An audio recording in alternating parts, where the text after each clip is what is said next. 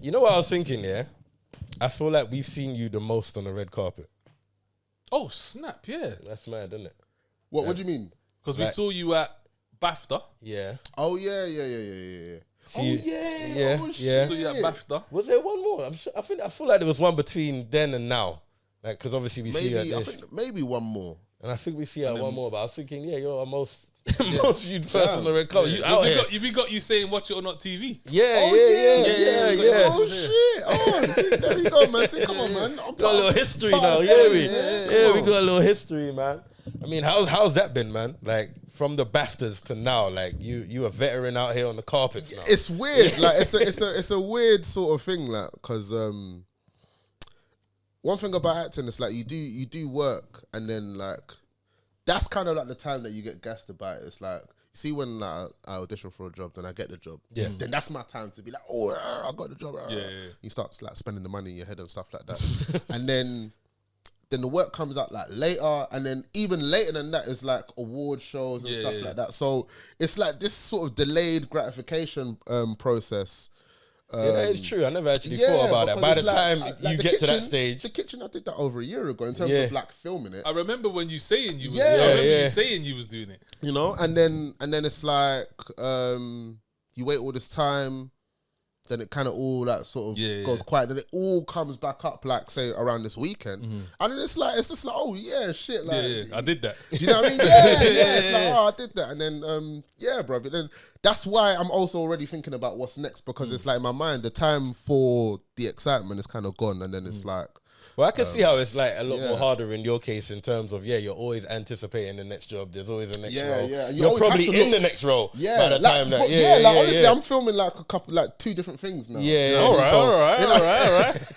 Talk your talk. All right, cool, man. No red carpet But to step. you know, yeah, man. Hey, look, long way it continues. Nah, man, you know? yeah, So, wicked, so yeah, like you're always thinking, and the thing is, it's like freelance work, innit? So when the job is done, I'm back to unemployed most of the time. So when you do get the opportunities to like look forward to like another job, that's a luxury in the industry. Do you know what I mean? So yeah, man. I'm enjoying it, man. I'm enjoying all of this still. I can't lie. It's we as well, because we was interviewing someone. We had someone on the show, Paul Rashid. Oh yeah, and then it turns out that you was on 5 dates. I was like, oh snap, you was with thing. And was there, what else did I saw you in something else as well? You had a picture, Sticks of Fury. So that last year, that was at the London Film Festival last year. That's what. See, that's that. I was there for the short film last year. Is that where we see him?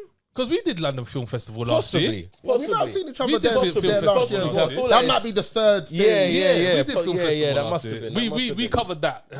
That was our first kind of like taste of a film festival, and it was like, whoa, this is full on, boy. And we was working with Acua as well, wasn't it? She was like. Like, yo, where's this? Like, where's this? Like, this, where's this? Like, rah, this is sick though. This is proper. Like, it was good. It was really good. We didn't hit this one, but yeah. We back though. Yeah. Well, we ended up doing Sunday. Yeah. Where we see you. The big night. The gala, bro. That night was crazy. Bro. Yeah, everyone came out, man. How is that when everyone just comes out? Obviously, bro, for you as well. So. Hey, like, so for me, so yeah, look, let me tell you, let me start fanboying, fam. So obviously, like from school, I'm listening to gigs. I listened to Kano in school, and then obviously in the after party, I saw gigs, yeah, and then in my mind, I'm thinking like I've seen gigs so many times, but obviously I don't know him, innit? So I've never like even said cool to him, innit? But this time, the guy comes up to me, daps me, it's like, yeah, I was like.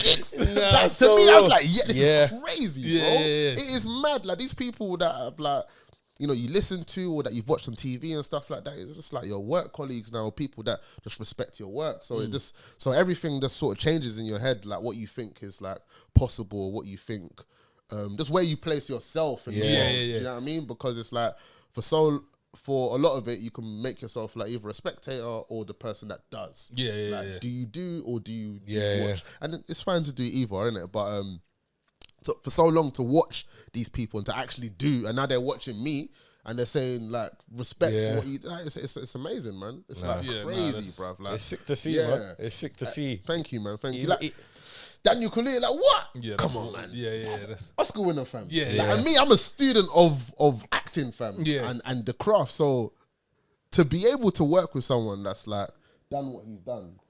And he's still a guy from ends, fam. Like that's just talking like me. Yeah. So that's what makes it even more special, man. Now it is mad as well because even like if we just look at you for the short time we've known you, because obviously we see at the BAFTA for We Are Lady.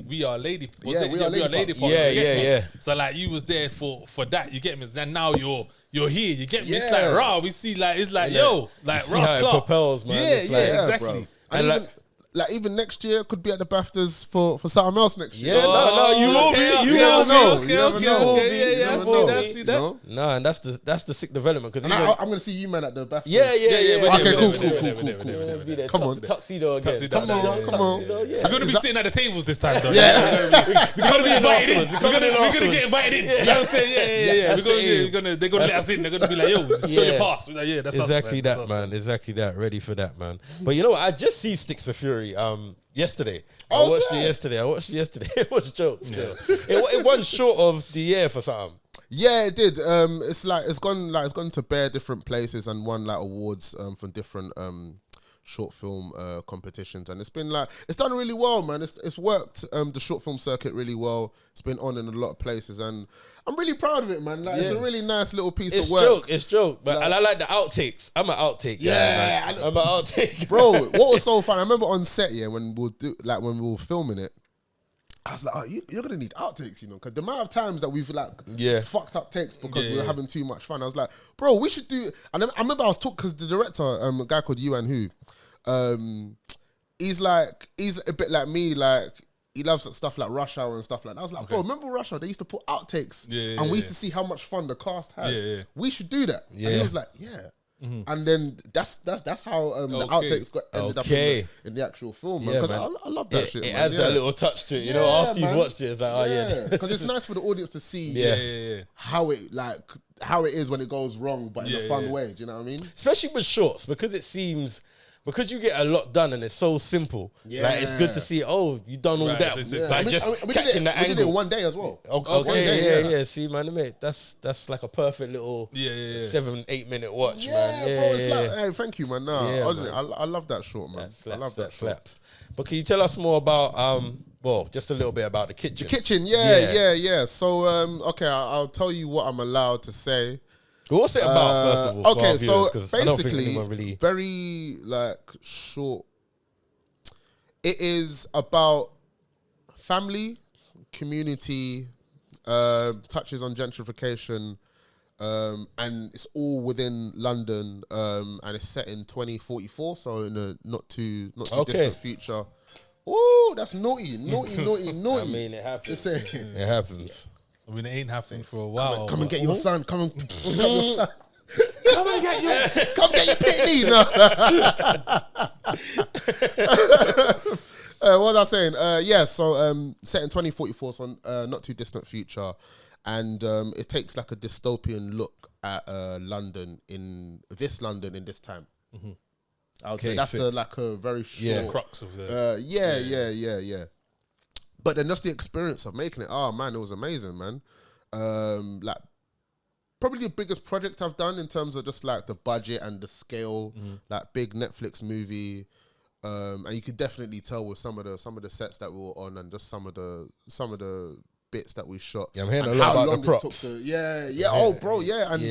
like just how long some of it took to do, like certain scenes, certain parts of the movie. That's like in the movie, it's about 10 minutes of the movie, but it's like a whole week in a place, in one place, just doing the same thing over and over again from like morning till night.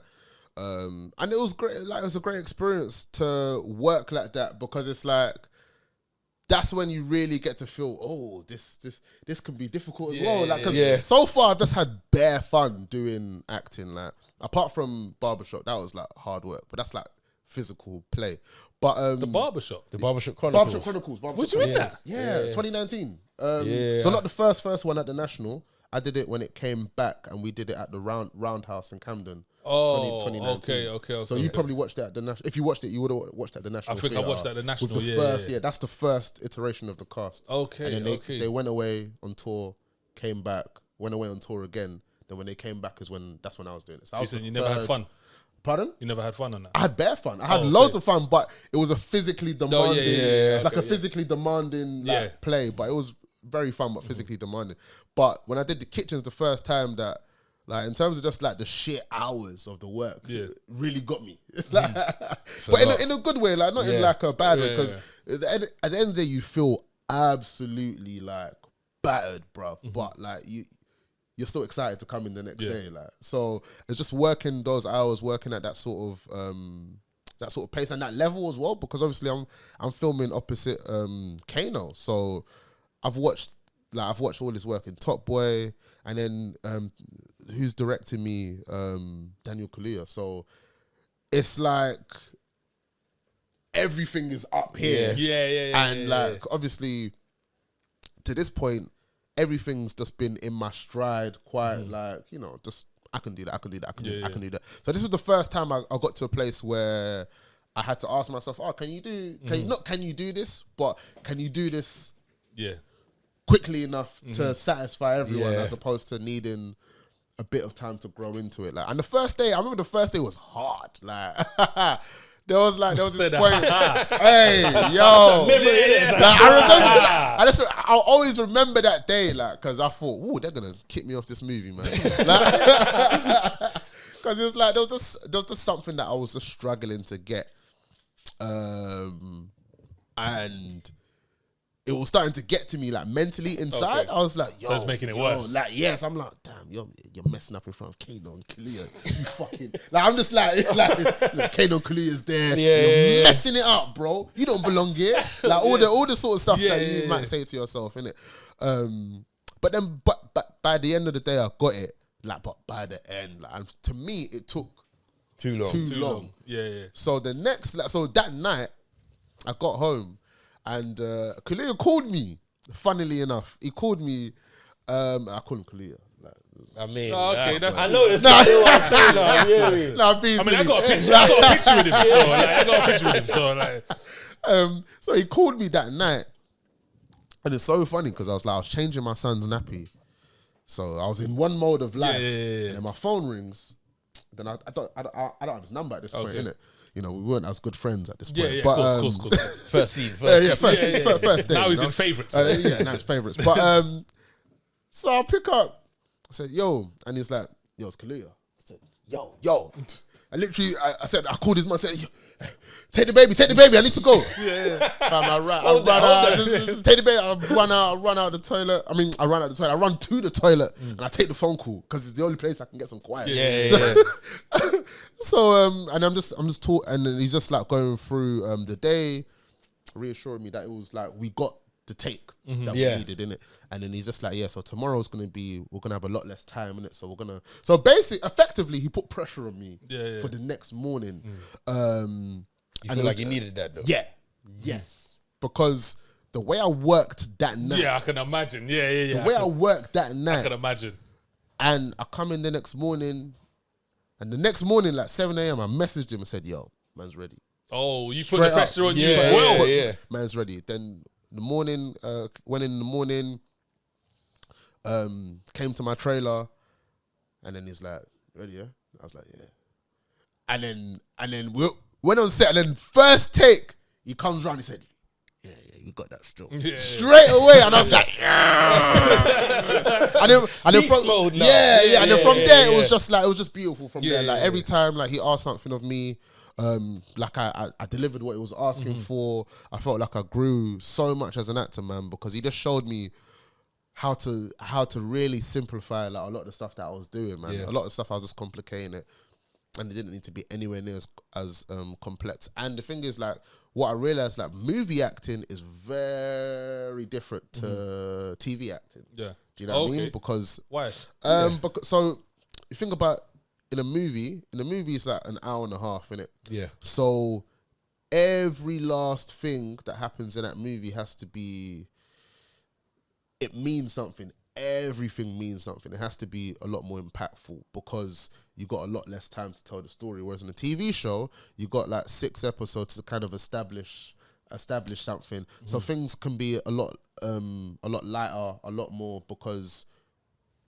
in a couple scenes we're gonna go back to that. Do you know what I mean? Whereas in a movie, it's kind of like this scene is setting up something that's happening all the way at the end of the movie, and it has to be clear, it has to be really concise, it has to be able to stick with the audience's minds, so that in an hour, when the other thing happens, they're like, oh shit, that happened back from there. So everything has a lot more weight to it, and you have to really trust that it's gonna fulfill the story, even if in the moment you might not be able to like make the best sense of it. Because there's things in the movie that when I watched it back that I was like, oh damn. Like when I was doing that, I didn't feel comfortable doing it in the way that I was being asked to do it, because I feel like with certain things I was saying it in a really simple way, and I'm like, bruv. But then when you watch it back, makes perfect sense, and it's like, oh, so it's like it unlocked something in my head that's like, oh my God, like less really is more in this sort of medium, and it's about just trusting the director and trusting. Obviously, I trusted him because the guy's he is who he is, isn't it? But I had to let go some of my conventions of how I think that thing should be done. Because it's only my second movie, innit? So the thing is, I'm developing constantly through this process. So it was so good, man, to go through a period where I felt like, oh, am I good enough? And then to come out and be like, and then to watch it back and be like, oh, I'm actually really happy with the performance. Okay. Because I remember I was talking to Kalia after, and then he was like, you see, bro, like, I told you, fam. You have to let go, fam. I was like, bro, you're right. Because at the time, I was like, are you sure? Like I was like, are you sure? Like that? Are you sure? Like really? Yeah, do you know what I mean? And then he was like, bro, are you a perfectionist as well? Yeah. So that always makes them things worse, hit the marks. Yeah. And then I remember he said it to me. He said it like literally at the after party. He said, because you come from sketch comedy, there's things that you think, the things that work greatly for sketch comedies that might not translate that well to screen. So it's just about learning how to pick what tools to use for whatever different thing, innit? And then he's like, the process was that I would give them 2 takes of what I wanted to do, then I'd give them 1 take of what he wanted to do. Okay. And that's always the take that he used. Okay. Do you know what I mean? And I was like, yeah. So it's a great learning curve still, man. Like working on that. It's funny you touch on the skits, because I was watching some of your old school skits, like 2016, and you was doing a lot of playing parents, like playing the dad. And then I was watching Dreaming Whilst Black, and you're playing the parent. And I was like, okay, the full circles. How was that? Is there anything that you're taking from your skits that you're kind of using? It's so mad, because it's like so in We Are Lady Parts, I play a parent. Dream Whilst Black, I play a parent. In the kitchen, I play a parent. Okay. I was asking about the character, kitchen, but Trey see the film. I was like, let me surprise myself. I play a parent in the kitchen. What else I play a parent in, fam? Oh my, like, bro, I think almost everything. Most of my professional jobs I've played in Sticks of Fury. You're a brother, right? I'm a brother. I'm a brother in Sticks of Fury, bro. What was the question? Have I taken any? Has that helped? Because Dreaming Whilst Black is like a comedy. Like it's a comedy, like comedy drama. Yeah. And I've only seen episode 1, so I don't know if you've.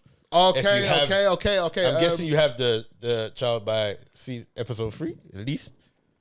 4. Okay. Okay.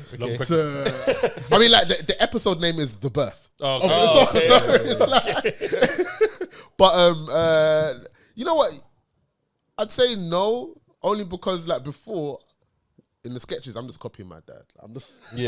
I'll be mad real with you guys. I'm just copying my dad. Like, I'm accentuating what my dad, how my dad is in those sketches, and with all the other stuff I'm doing now, I'm just kind of going with what I know now as a parent. In terms of like all the like Dreaming Whilst Black. Well, Dreaming Whilst Black, I'm not even a parent for most of the show. I'm actually an expectant dad for most of the show. And in lady parts, yeah. With the social media stuff that you was doing, was this always the end goal, or was you drifting? What, like film and TV and stuff? Yeah, like that? yeah, 100%. So that, because I noticed that's a thing with, because I see Damson, he used to do like yeah. We used to do videos together. Okay. Yeah. Oh, Like, we sick, used to make sick. sketches together. Yeah. Sick. So that's almost something that you lot see as, let me just get a feel for the camera, let me try different characters. Like, I think for me, I was just like, when I first started seeing people make sketches like Ada and stuff like that, and then like Babatunde. Do you remember that sketch where they make jollof rice, but it's basmati rice and he dies? No, I ain't seen like their houseboy is supposed to be Nigerian, but the houseboy is from Ghana. So he made the jollof rice with basmati rice, and then the uncle eats it, and then when he discovers that it's basmati, he dies. And he's screaming, "Full cat! No." No, I ain't seen that. Like, I you need ain't to watch seen that. It's that one. Babatunde I ain't and seen that Ada, one. but it's an old sketch. But anyways, what was I even trying to say? It's jollof, but what's jollof? What's it supposed to be made with? Okay, no. So like for Nigerians, they use like a like long grain rice. Long grain rice, whereas okay. Ghanaians typically would use basmati. basmati rice. Cool, innit? So cool. that was the joke, innit? Like he was a Nigerian man, and he's just saying that basmati rice killed him. Ghanaian jollof killed him, basically. Which jollof is better? Nigerian. Nigerian. Okay. Yeah. You get that from that. There's no contention here. Yeah. But I stay out of those beefs, but I stay out of those beefs. I don't know. Hey, look. I feel like I had jollof like twice in life. They have delicious food, man. Yeah, I've had jollof like once or twice in my life. I ain't really. What was we talking about? You said that coming from the the sketches. Yeah. The sketches. Yeah. So the sketches, I just thought, was it always the end goal? And you said yeah. So for me, the sketches, I just thought I was funny.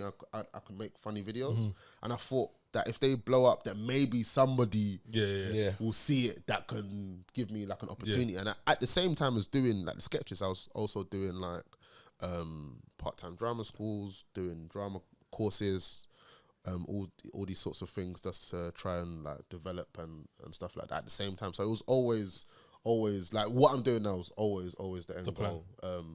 From even before I did sketches. Okay, cool. Yeah. From when I dropped out of uni. You dropped out of uni? Yeah, I dropped out of uni. I was studying physiotherapy. Okay, cool. Yeah, physiotherapy. Because why'd you drop out? Go on, finish that. So my dad, I remember when I was 16, my dad didn't let me. I wanted to do acting. I wanted to do performing arts at college, and I remember that memory. Yeah, boy. Because I can see it now. I just see it, fam. I remember I was in the car. So you know when you pick your college subjects, yeah. innit? So my dad's like, so what are you going to pick for college? And so I said, "Oh, Dad, I want to do performing arts. I want to do acting."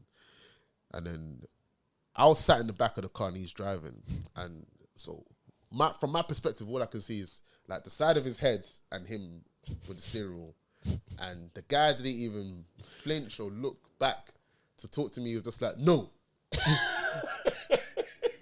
Accounting and maths. And that was the conversation. That was the conversation, bro. I say conversation as if there was a back and forth. As if there was a back and forth, but that was it. Accounting and maths. So from there, I was like, oh shit, I can't do the acting, innit? It's maths, huh? Oh shit, Maths and accounting. And what did I do in college? Maths and accounting.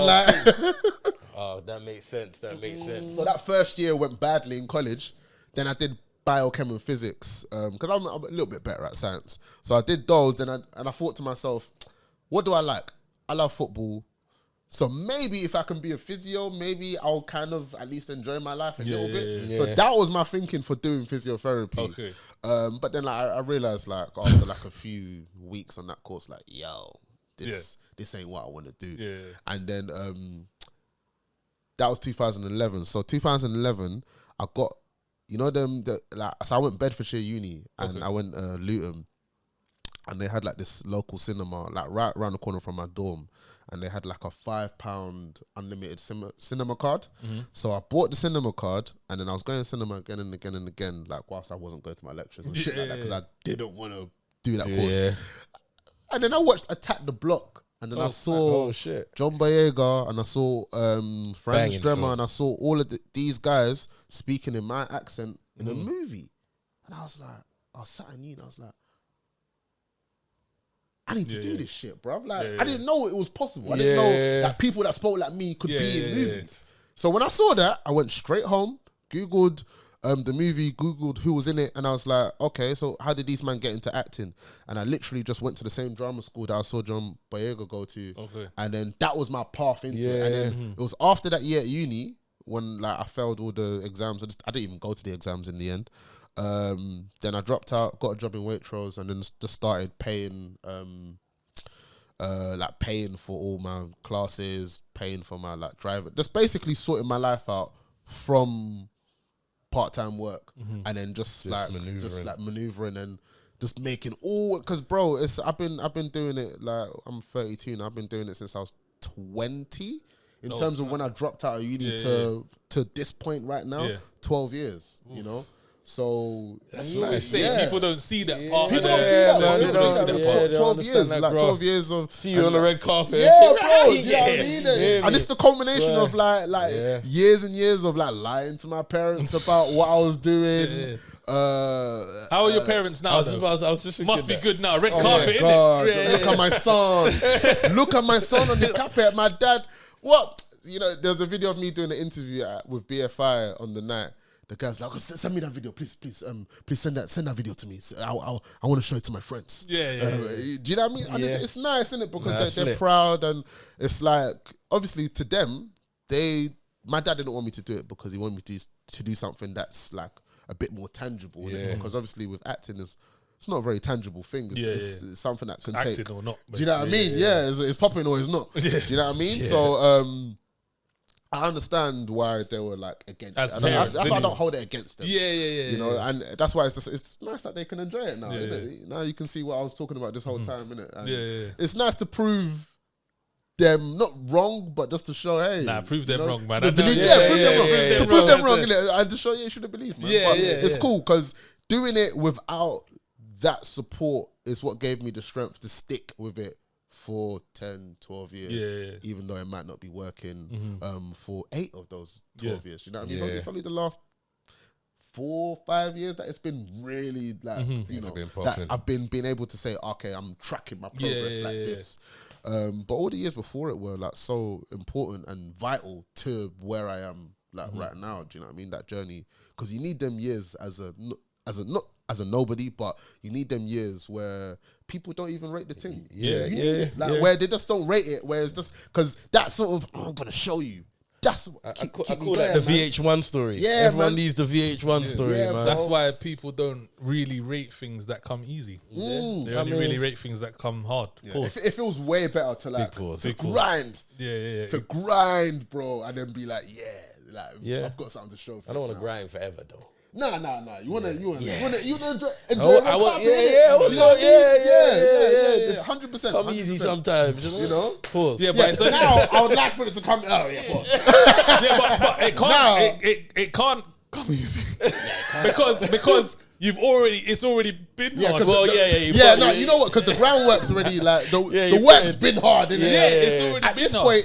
If it comes easy, it's only because I worked hard to make it easy. It's real. It's real. A very rewarding journey, man. Very rewarding still, that's man. Sick, man. That's sick, man. Yeah, man. Onwards and upwards. Amen to that, man. Come on, man. And for you, man, as well, man.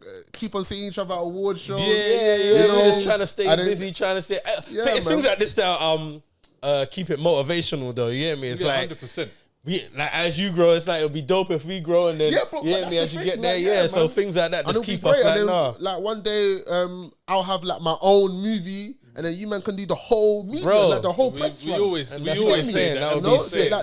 That's what it's about, innit? And that's what I want to do. I want it to be a thing where when my projects come out, the people that will come into for press are you, man. Yeah, me too. That's what I want. Because how do we like get to the next levels? Is because we gotta bouncer for that. Do you know what I mean? Like, yeah, me, and hopefully what I mean? we're at a situation where you're at, where it makes sense to even do over there. We can give back as much as you're giving back. You look at people like Daniel Kaluuya, like the guy's an Oscar winner. He could just do movie after movie after movie after movie. Do you know what I mean? 100. You don't need to come back to London, write a movie, direct the movie, and then put on a bunch of people who maybe never would have got this opportunity, and put us in a place where we can now showcase ourselves to the world, and then who knows what sort of opportunities can come from that, you know, because that's him just saying, I've made it to the promised land, let me start bringing people up, you know what I mean? And that's what we have to keep on doing, sick, like across